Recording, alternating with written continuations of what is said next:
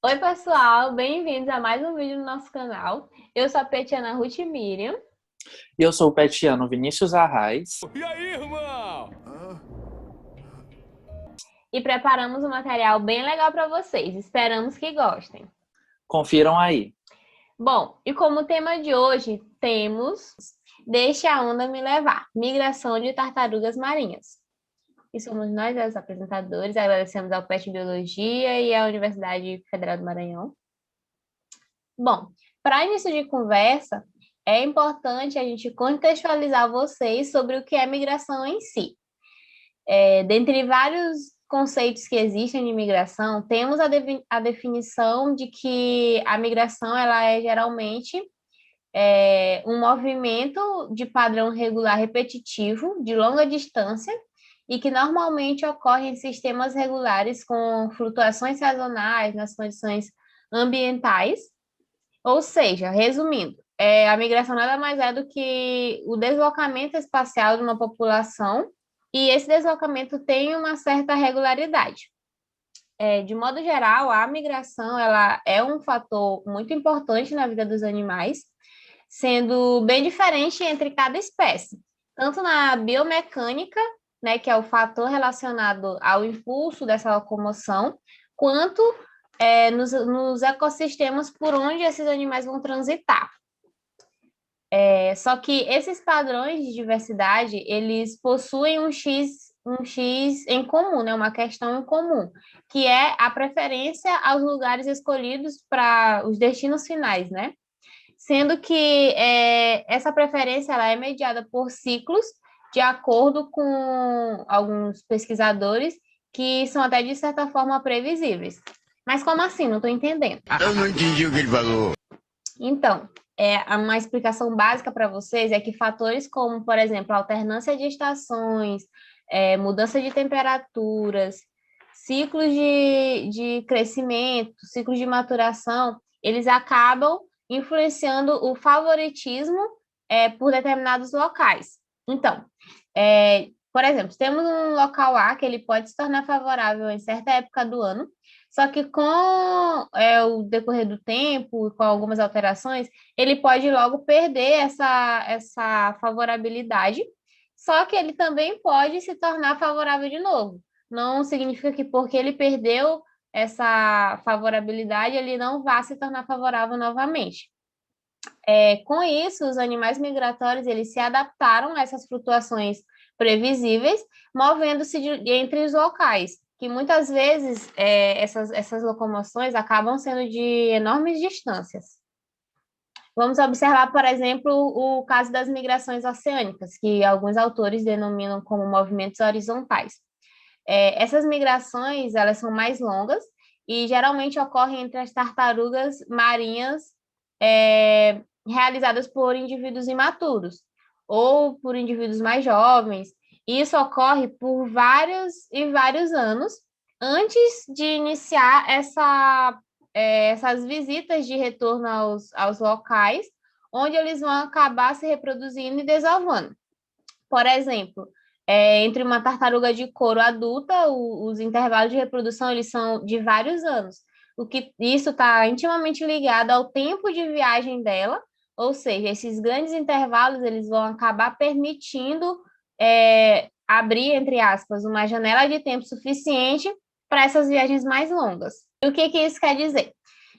Todos os animais, né, dentre todos os animais existentes, bilhões deles estão adaptados a essa dinâmica de locomoção. Alguns nadando, outros voando, alguns correndo, caminhando, enfim. Só que cada um ele possui um requisito único, né, um requisito singular. Por exemplo, ao mesmo tempo que os nadadores eles são auxiliados pelas correntes, eles precisam criar estratégias para lidar com os fluxos opostos em sua orientação migratória. Agora vamos falar um pouco sobre as protagonistas dessa apresentação.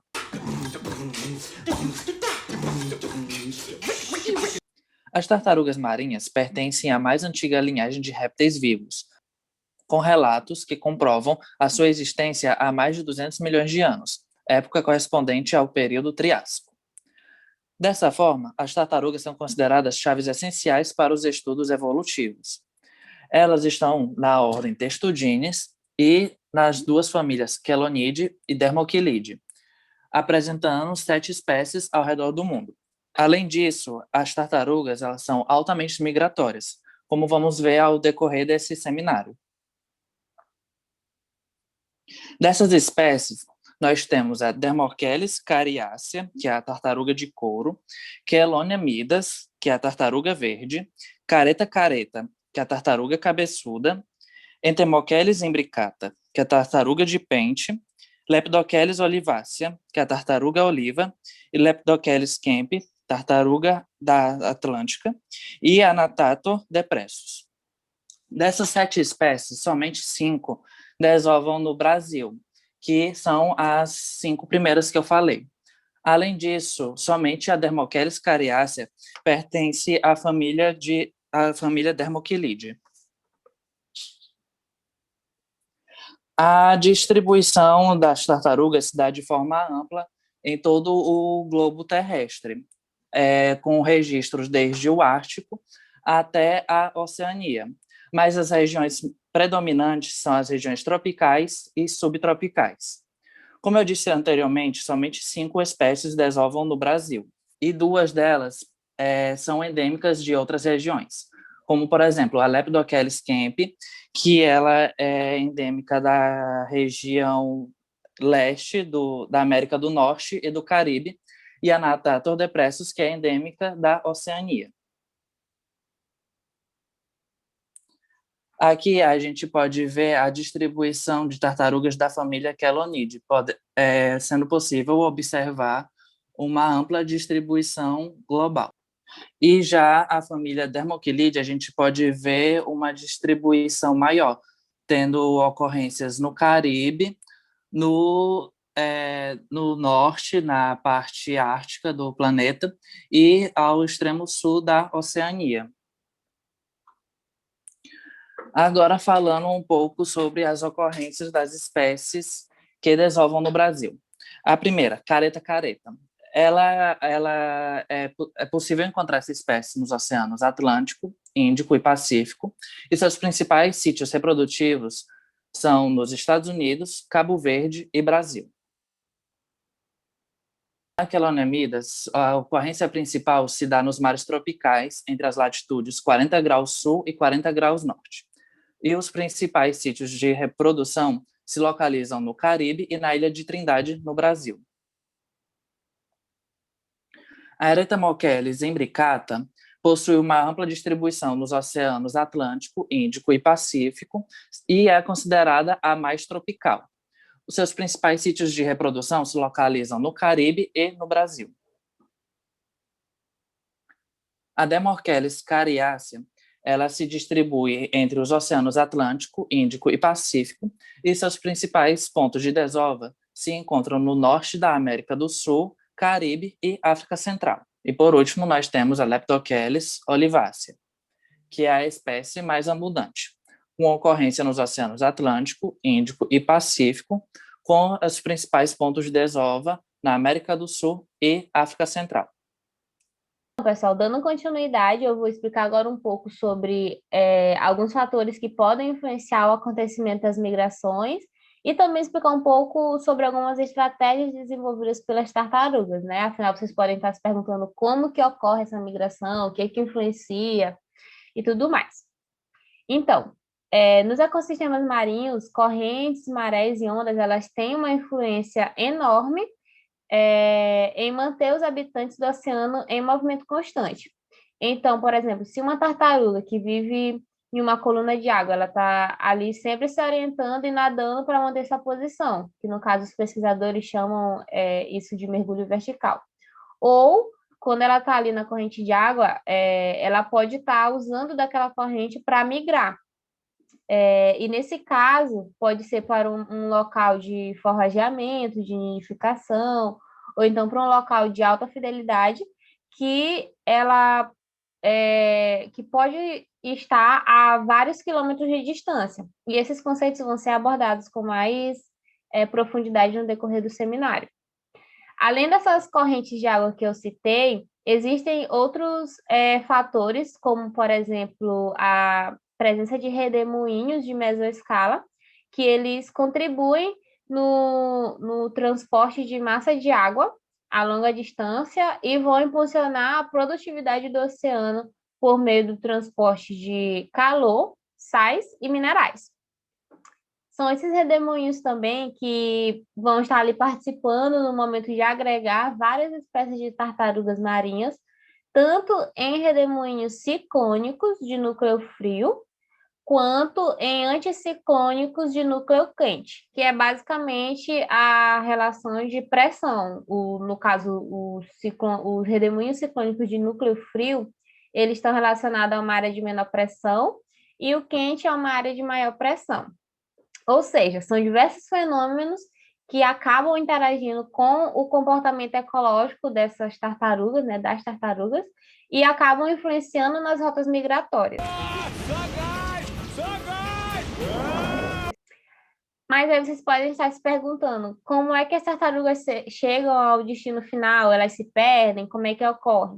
Então, algumas pesquisas, elas mostram que para driblar essas barreiras, as tartarugas, elas têm estratégias bem eficientes até.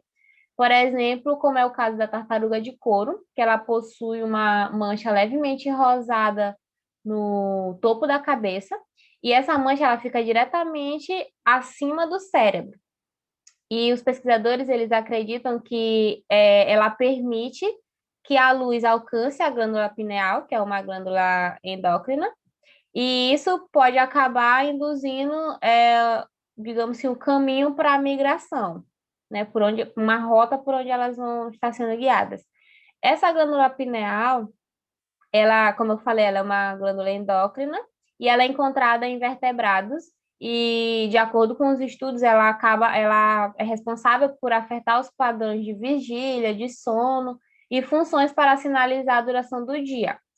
E isso aí, combinado com uma mudança de temperatura, pode acabar sinalizando uma mudança de duração do dia e de estação, o que vai acabar indicando o tempo certo da tartaruga poder migrar. Ah, agora eu entendi! Agora eu saquei! Além disso, existem alguns outros estudos relacionados à dinâmica de campos magnéticos, levantando a seguinte questão: de que a Terra, né, ela possui um campo magnético que é diferente nas mais diversas áreas geográficas. E o mapa magnético das tartarugas permite que elas usem de forma instintiva esses vários campos como marcadores de navegação. Que isso é como se funcionasse como sinais de trânsito para as tartarugas, só que em mar aberto. Além disso, cada mudança no campo magnético provoca uma mudança na direção em que as tartarugas vão estar nadando, e que, por sua vez, vai conduzir ao longo de toda a sua rota migratória em cada local. E como resultado de vários estudos, né, temos a conclusão de que os cérebros das tartarugas eles são programados para navegar em rotas migratórias desde o nascimento. Ou seja, diferentes populações de tartarugas ao redor do mundo, elas tendem a ter mapas magnéticos diferentes. E isso implica que se uma espécie de tartaruga, ela costuma completar seu ciclo em determinada região, e aí, digamos que ela foi extinta, vai ser muito difícil, é bem provável, de que haja uma substituição por outras tartarugas nessa área. Porque, de acordo com esses estudos, os recém-chegados, eles não terão as instruções herdadas, né, das interações do mapa magnético das tartarugas com os mapas magnéticos dali do mar aberto, para poder chegar até seus locais de desova.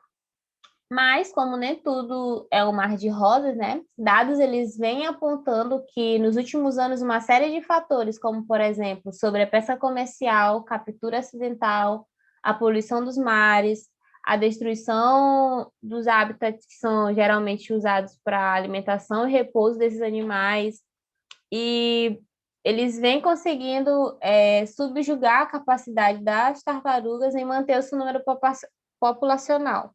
Sem falar de outras ações antrópicas, como, por exemplo, construções próximas ou até mesmo em locais de desova, que vai resultar em uma restrição de espaço para que ocorra, né, a desova ali, e, consequentemente, pode causar alterações de temperatura no ambiente de desova. Ou seja, é muito raro ver populações de tartarugas marinhas que não sejam afetadas pela depredação humana, né, atualmente. Infelizmente, todas as espécies de tartarugas marinhas, elas estão ameaçadas ou em perigo de extinção. Para vocês entenderem sobre a migração das tartarugas marinhas, é necessário com que se familiarizem um pouco sobre o seu ciclo de vida.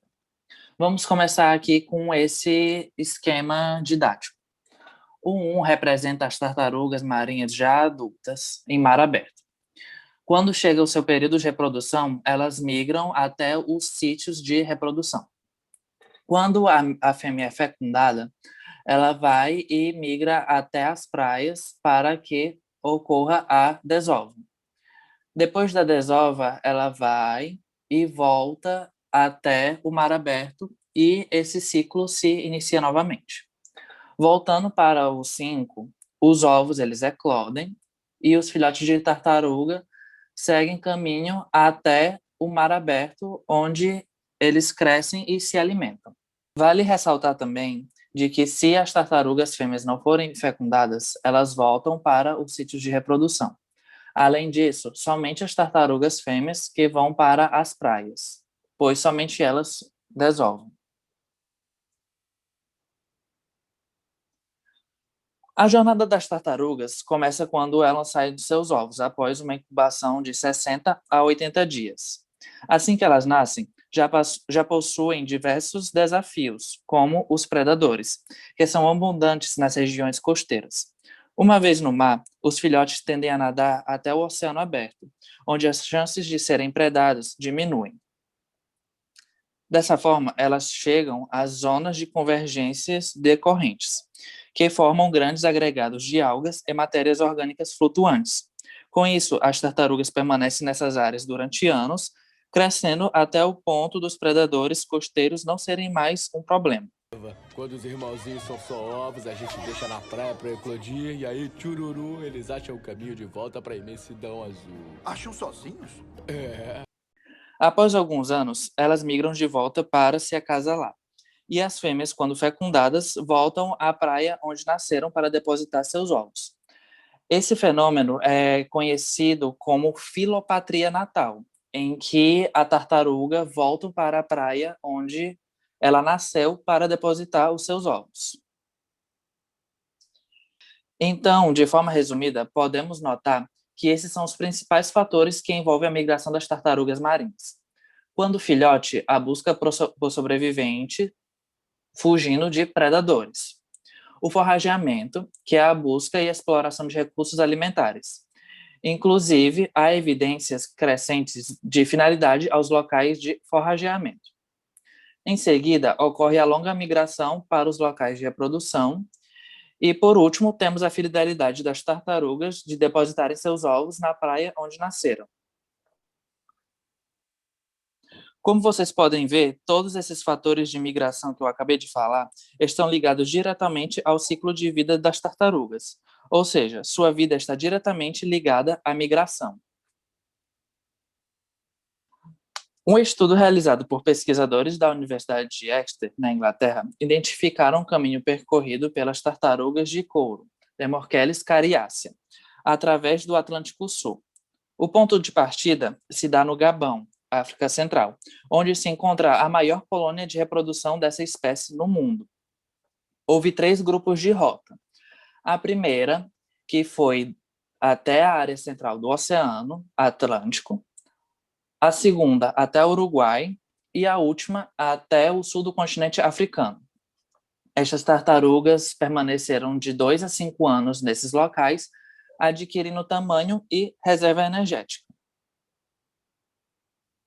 Aqui nesse slide a gente pode ver as três rotas percorridas pelas tartarugas. A primeira até o meio do Oceano Atlântico, a segunda até o sul da América do Sul, na região do Paraguai, e, por último, a última rota, que foi até o sul da África. Ainda não se sabe do porquê da escolha dessas rotas. Então, é isso que temos para apresentar hoje. Essas aqui foram as referências utilizadas para a confecção desse seminário. E aqui são as redes sociais do PET Biologia UFMA. Sigam a gente lá. Muito obrigado.